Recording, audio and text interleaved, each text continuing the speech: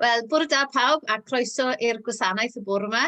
Hyfryd i weld chi gyd a hyfryd i weld yr haul yn tywynnu o'r diwedd. Mae'r gwanwyn yn edrych fel bod yn dod, mae'r daffodils mas a mae'r... Wel, sa'n gwybod beth nhw, mae blodau pinc yn fy ngar, sa'n hollol siw beth nhw. Weed, siwr o fod, ond maen nhw'na a maen nhw'n edrych yn beautiful a maen nhw'n aros ta beth. Felly, croeso cynnes i chi gyd. Lyflu i'ch gweld chi. Iawn te, newn ni dechrau gyda gweddi. Arglwydd edrych arnom, tered io'r un plith.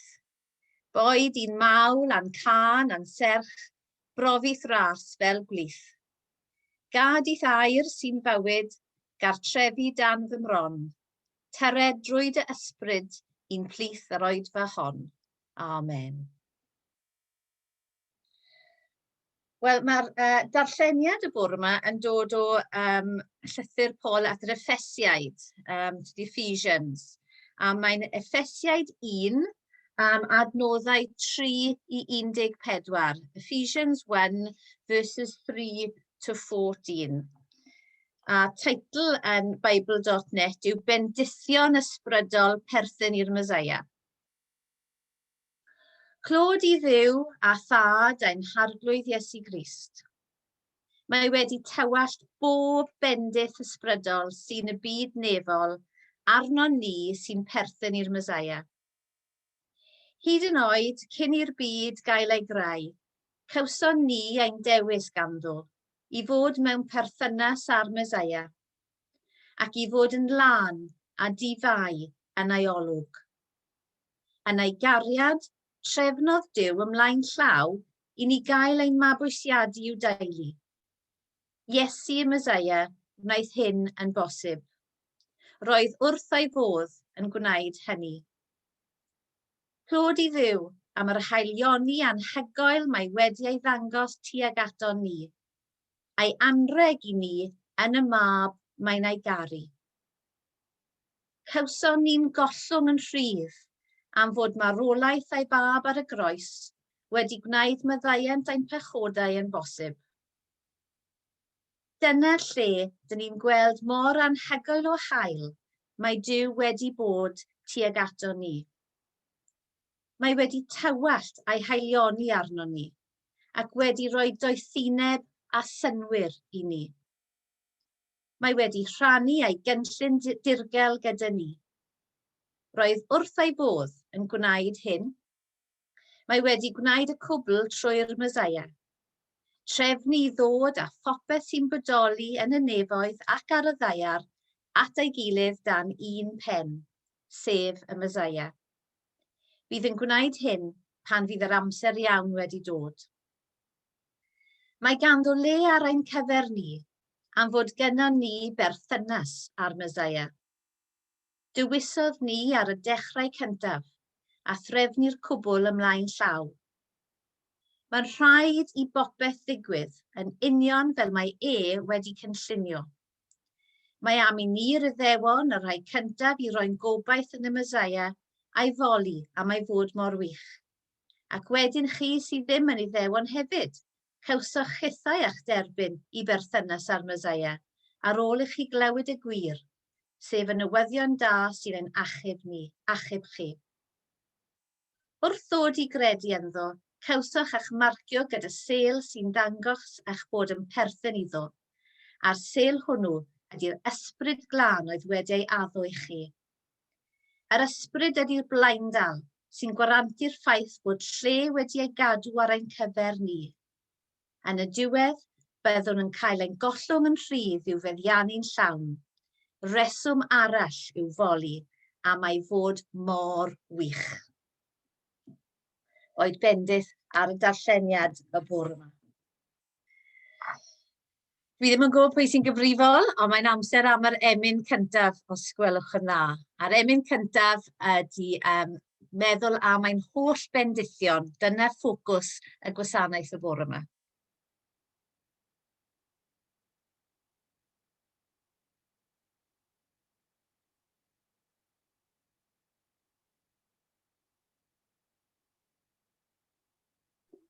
Fi sy'n gyfrifol ac mae'n dod, felly. Diolch. Paid â phoeni, Lys.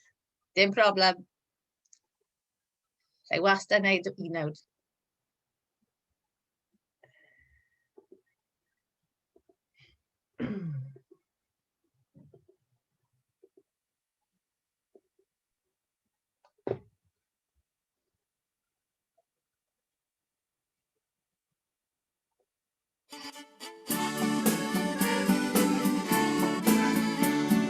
Pan wyt arfor bywyd ac o don i don, pan fo ofni sydd o yn tristau dy ffron, cyfrif y bendithion bob yn un ac un, syni wneud gymaint a wnaeth Duw i ddyn. Cyfrif y bendithion un ac un, cyfri gymaint a wnaeth Duw i ddyn. Y bendithion cyfrif un ac un, syni wneud gymaint a wnaeth Duw i ddyn.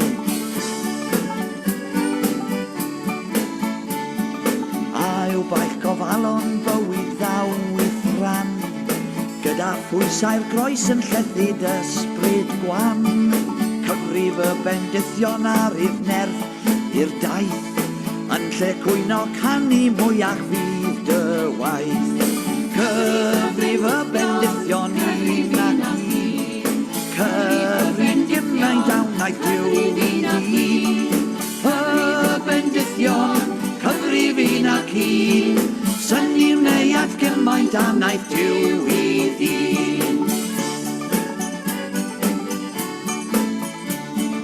Os oes rai yn meddu a'r athir y llawr, cofia fod i tithau etifeddiaeth fawr. Cyfrif y bendithion mae'n diwch gwerth y byd, eiddod Iesu'n ffrind ar nef yn gartref clyd. Cyfrif y bendithion un ac un, cyfrif gymaint a wnaeth Duw i ddyn. Y bendithion, cyfrif un ac un, syni wneud gymaint a wnaeth Duw i ddyn. Felly yn y rhyfel mod danlli Duw, paid â di gael onni drosod maint y ddiw. Cyfrif y bendithion, mae ei engil ef, yn dywylio nesyd gyrraedd rhi i'r nef. Cyfrif y bendithion un ac un, cyfrif gymaint a wnaeth Duw i ddyn. Y bendithion, cyfrif un ac un, syni wneud gymaint a wnaeth Duw i ddyn. Cyfrif y bendithion un ac un, cyfrif gymaint a wnaeth Duw i ddyn. Y bendithion, cyfrif un ac un, syni wneud gymaint a wnaeth Duw i ddyn.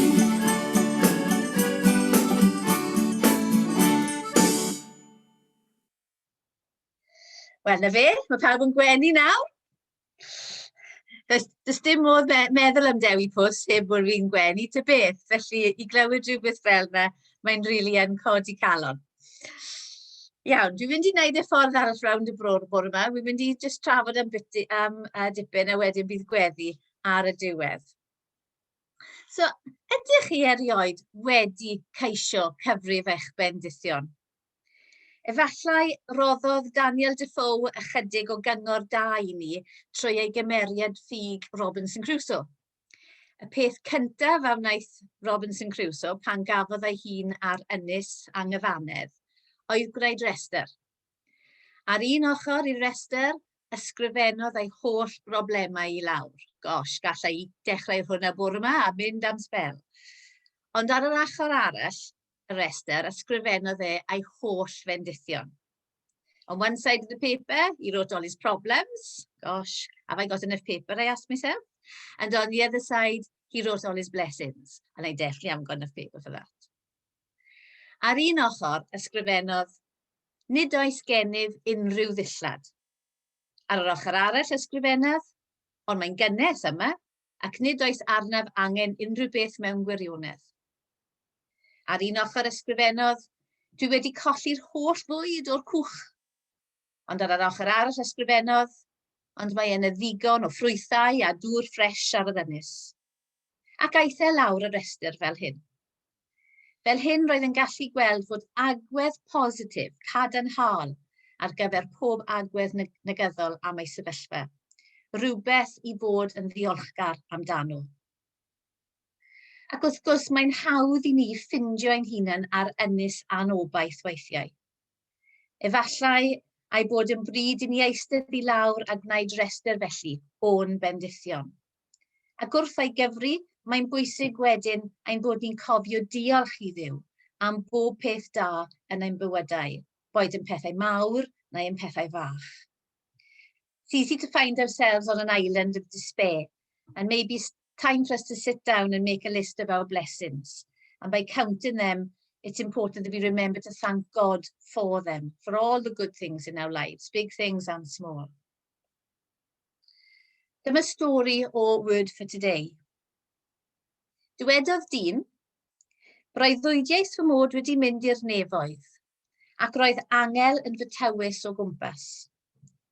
Fe wnaethon ni gerdded ochr yn ochr i mewn i ystafell waith enfawr, wedi ei llenwi ag angylion. Stopiodd fy angel o flaen yr adran gyntaf a dweud, dyma'r adran sy'n derbyn. Yma derbynir yr holl gofynion sy'n cael eu hanfon at Dduw mewn gweddi. Edrychais o gwmpas ac roedd yn hynod o brysur, gyda chymaint o angylion yn rhoi trefn ar holl ofynion a ysgrifennwyd ar daflenni papur swmpus gan bobl ledled y byd. Yna, symudon ni ymlaen i lawr corridor hir i'r ail ran.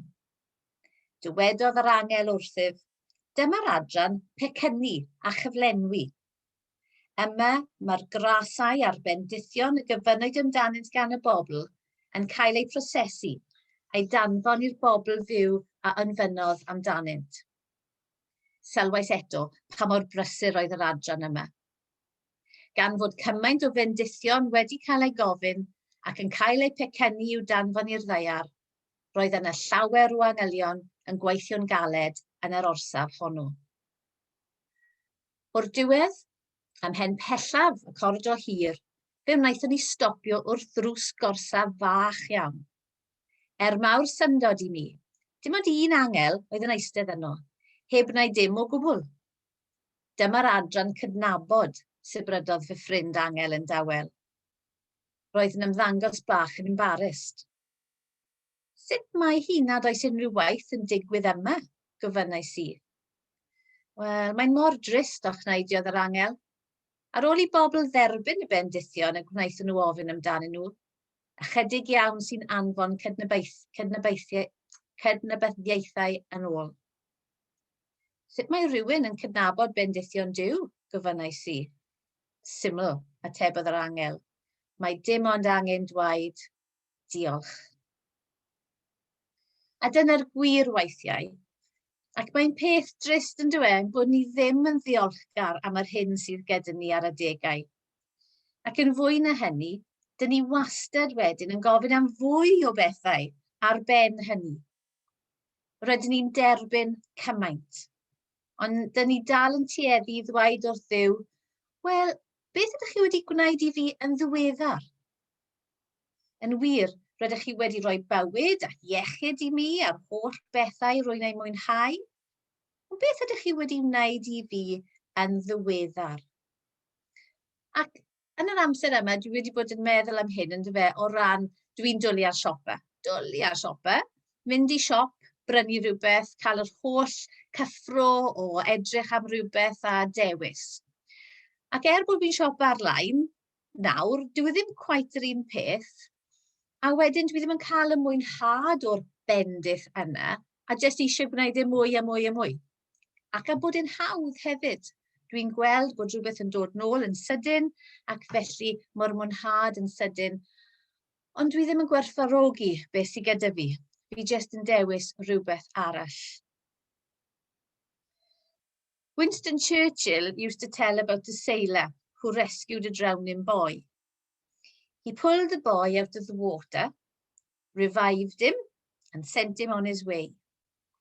That afternoon, the boy and his mother were walking down the street and they met the sailor. The boy told his mother, "Oh, Mum, that's the man who saved me." The mother immediately turned to the sailor and asked, "Is it true?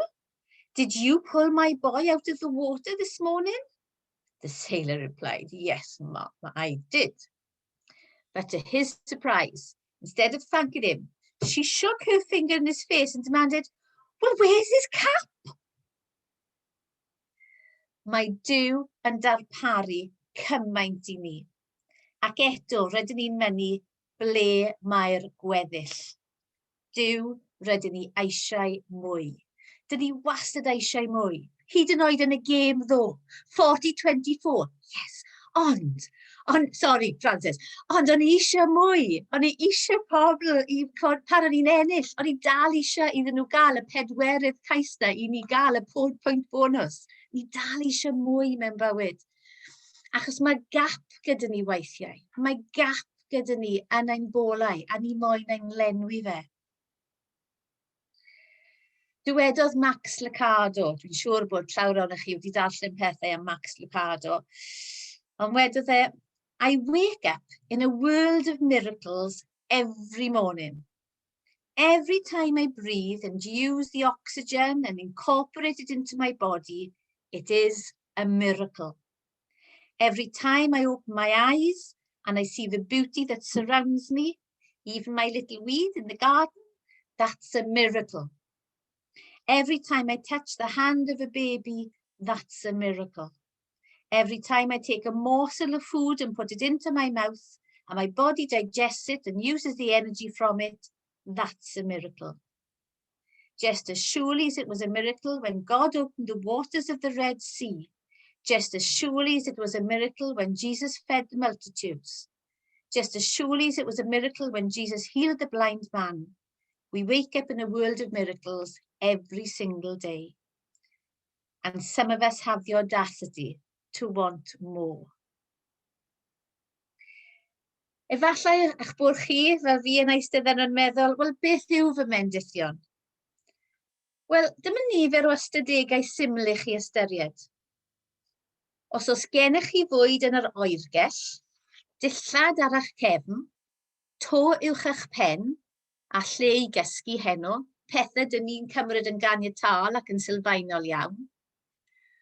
Rydych chi'n gyfoethocach na 75% o'r byd. You are in the 75% of richest people in the world. Os oes gennych chi arian sbar yn y banc, yn eich wallet, a newid sbar yn eich pocket, neu lawr cefn y soffa, falle, rydych chi ymhlith yr 800 uchaf o bobl gyfoethog y byd. If you have any spare money after all your needs in life, we are in the top 8% of the richest people in the world. Ac os ydych chi'n gwylio'r gwasanaeth hwn ar eich cyfrifiadur eich hun, rydych chi'n rhan o'r 1% yn y byd sy'n cael y cyfle hwnnw. We are in the top 1% that we can do this, not just because we have a computer, because we have the freedom to do it as well. Ac os gwnaethoch chi ddeffro'r bore yma gyda mwy o iechyd na salwch, ni gyd y aches and pains, ond os oes mwy o iechyd na salwch, rydych chi wir yn profi bendith. Os nad ydych chi erioed wedi profi ofn mewn brwydr, neu unigrwydd mewn carchar, poen meddwl ar taith, neu boen bola newynu, rydych chi'n profi mwy o bendithion na 700 miliwn o bobl eraill yn y byd. Dyn ni mor lwcus, dyn ni mor ffodus gyda'r bywyd sydd gyda ni. Ac os ydych chi'n gallu mynd i'r eglwys neu capel heb ofn, cael eich arestio, brifo, neu hyd yn oed wynebu marwolaeth, rydych chi'n fwy lwcus na 3 biliwn o bobl yn y byd. Mae'r pethau yma I gyd mor bwysig I ni. Ond eto, dyn ni'n mor parod i'w cymryd holl bendithion bywyd yn ganiatol. Yn disgwyl I fynd bod yno erbyn hyn. Ynddo fe, fel flico'r switch a mae'r trydan yn dod ymlaen. Mae wastad yna. Dyn ni ddim yn ei wir gwerthfawrogi, nes bai bod nhw'n cael eu tynnu ffwrdd o ddiwrthyn. Oedd fi a fy ngŵr yn sôn y diwrnod o blaen am pan oedd y trydan yn mynd off, blackouts, ac yn eistedd o gwmpas gyda canwyll a chwarae rhyw gêm, neu rhyw jigsaw, a wedyn cwmpo rhywbeth ar y llawr a methu ffindo fe. Oedd yn teimlo'n hwylus, ond yn y byd sydd gyda ni nawr gyda technoleg ac ati, pan mae'r trydan yn mynd off, mae popeth yn stopio. Yn y gwaith dydd Gwener diwethaf, roedd rhaid i ni troi'r gwaith lawr am 3 o'r gloch mwyn nhw trwsio rhywbeth. Dydd Iau oedd e, sori. Ac oedd cyfarfod fi am 4. So oedd rhaid i mi rithro gatre mwyn cyrraedd fan hyn i ymuno ar cyfarfod am 4 o'r gloch. Pethau mor sylfaenol yn ein bywydau ni, a ni'n cymryd nhw yn ganiatâl. Dim ond pan dyn nhw ddim yna, dyn ni'n gwerthfawrogi nhw. Yn ystod cyfnodau clo, dyn ni wedi stryglo wrth gwrs wrth golli ein rhydded. Rhydded i fynd allan, i weld ffrindiau a theulu, i fynd i'r siop am baint o laeth, heb wisgo mwgwd, i fwynhau mynd i'r theatr neu i'r cinema, i cael rhywun torri eich gwallt, neu jyst i roi cwtsh i rhywun. Mae'r pethau yma yn bendithion, a dyn ni wir wedi sylweddoli pa mor bwysig ydyn nhw nawr yn ein bywydau wrth orfod mynd hebddynt. These things are blessings, and we've really realised their importance in our lives when having to go without them. Beth ydych chi'n gweld yma? No? Falle bod rai o'n chi yn gwybod am hyn yn barod. Un dydd, roedd gweinidog yn aner grŵp o ddynion, cymerodd darn mawr o bapur a gwneud dot D yn ei ganol gyda beiro farcio. Yna daliodd y papur i fyny cyn y grŵp a gofyn iddyn nhw beth welon nhw. Atebodd un person yn gyflym, wel, rwy'n gweld marc D. Right, atebodd y pregethwr, beth arall ydych chi'n ei weld? Roedd tywelwch llwyr. Wel, ond ydych chi'n gweld unrhyw beth heb law y dot? Gofynnodd y gweinidog. Na, meddai pawb. Wel, rydw i wedi synnu'n fawr, medda'r siaradwr. Rydych chi wedi anwybyddu'r peth pwysicaf oll yn llwyr, y darn o bapur. Yn aml mewn bywyd, mae ein sylw yn cael ei dynnu gan y siomedigaethau bach neu brofiadau poenus yn debyg i'r dot. Mae'r holl sylw yn cael y ffocws ar hwnna. Often in life, our attention is drawn to the minor disappointments or the painful experiences, drawn to the black, drawn to the little dot in the middle. Ac rydym yn dueddol anghofio wedyn y bendithion di-ri a dderbynion o lawr arglwydd, y pethau eraill na sydd o gwmpas iddo fe. Ond fel y darn o bapur, mae'r pethau da yn bwysicach o lawer na'r pryderon bychain sy'n ennill ei sylw. Os nad oedd gen i ddarn o bapur, does dim le i fi ysgrifennu dot. Mae'r darn o bapur, mae'r pethau da, mae'r bendithion yn llawer mwy pwysig. A dyna beth dylai fod yn dynnu ein sylw. Eto yn Word for Today, roedd rhywbeth wedi ysgrifennu ar y thema hyn, a gyda fy dant melys a'r ffaith mod i'n caru tisien, siwd gymaint, mae wedi taro nodyn gyda fi. Mae rhywun wedi ysgrifennu, as you travel down life's pathway, may this ever be your goal. Keep your eye upon the donut and not upon the hole.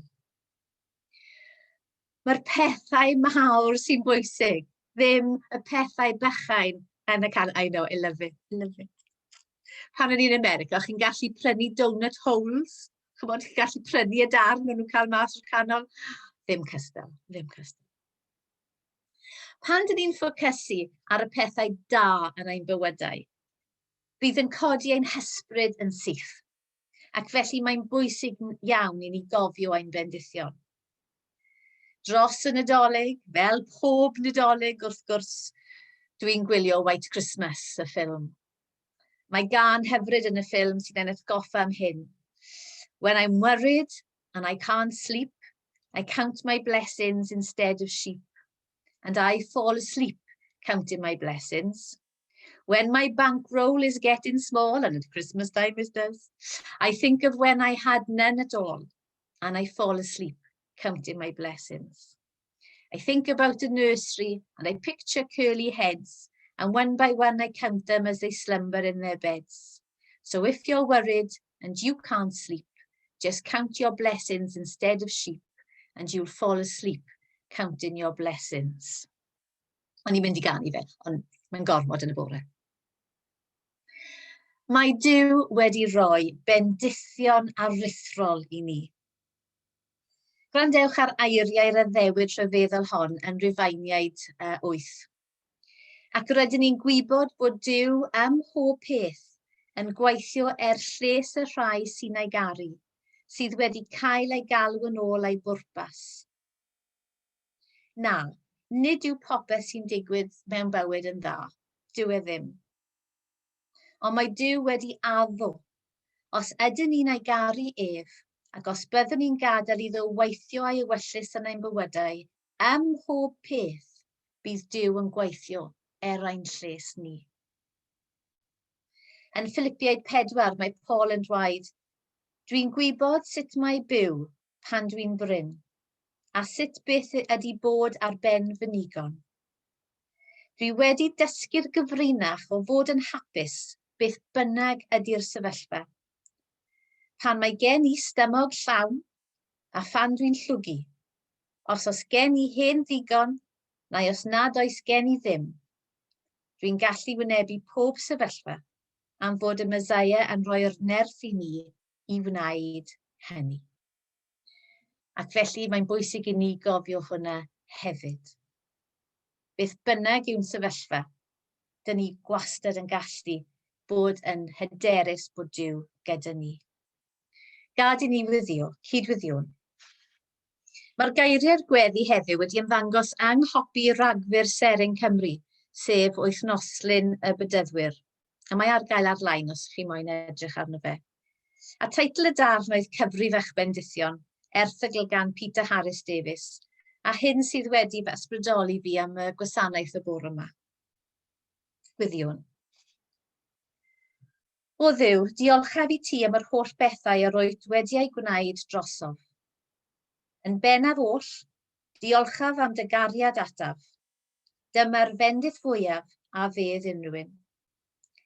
Diolchaf dy fod yn fy ngharu'n ddi-amod, a gwn hyn drwy bresenoldeb Iesu Grist a'r ysbryd glân yn fy mywyd. Diolchaf hefyd dy fod yn Dduw sy'n gofalu amdanaf, o'r cryd i'r bedd, yn rhoi'r sicrwydd a nerth I mi bod pob dim yn bosib yn dy enw di. Diolchaf hefyd am dy air, am dy fod yn siarad â mi yn bersonol ac yn uniongyrchol, sy'n golygu fy mod yn gallu profi'r fendith o fod mewn perthynas â thi. Dwi'n dydnabod di a rydym yn perthyn i'n gilydd. Diolchaf hefyd am y fendith fod gennyf frodyr a chwiorydd Cristnogol. Rydym yma I annog ein gilydd ac I gadw ein ffydd yn gryf. Diolchaf hefyd am fy nheulu, ein bod ni'n gallu helpu ein gilydd, I gefnogi ein gilydd wrth ehangu ein gorwelion yn y byd. Ac wrth gwrs, diolchaf am y fendith fod gennyf ffrindiau. Ffrindiau sy'n gwrando pan mae angen clust. Ffrindiau sy'n helpu pan mae amseroedd anodd. Ffrindiau sy'n hapus I ddathlu llwyddiannau. Ffrindiau sydd wastad yno I ddangos caredigrwydd a chariad. Diolchaf hefyd fod gennyf iechyd. Mae'n fy ngalluogi I fyw a gweithio'n hwylus. Gwerthfawrocaf y ryddid a rhydd I mi. Mae'n fendith wrth gwrs fod gennyf bwyd yn y cwbwrdd a dillad i'n cadw'n gynnes. Diolchaf am fy nhi fod cysgod gennyf a gallaf ymlacio ar fy aelwyd. Mae'n fendith I allu gweld y greadigaeth. Mae'n fyd mor brydferth I fyw ynddo. Gwerthfawrocaf gyfoeth amrywiol ar amgylchedd. I fi, Diolchaf am y fendith o glywed cerddoriaeth. Mae'n hyfryd gwrando ar sainiau soniarus swynol. Gwerthfawrogaf gyfoeth amrywiol lleisiau ac offerynnau, yn enwedig wrth ei defnyddio i ganu dy glod. A Duw, rwy'n gwybod y gallaf golli rai o'r bendithion hyn, ond byddent wedi bod yn bendithion i mi serch hynny. A beth bynnag y collaf, ni chollaf dy gariad di ataf, nath ofal ohonof. Arglwydd, caniatáu i mi werthfawrogi o'r newydd, gymaint o'i ti wedi ymddiried i mi eisoes yn Iesu Grist. Mewn tywelwch yn awr, dyn ni gyd yn meddwl am ein bendithion di ri, ac yn anfon ein diolchiadau i ti am fod yn gynolig yn ein bywydau.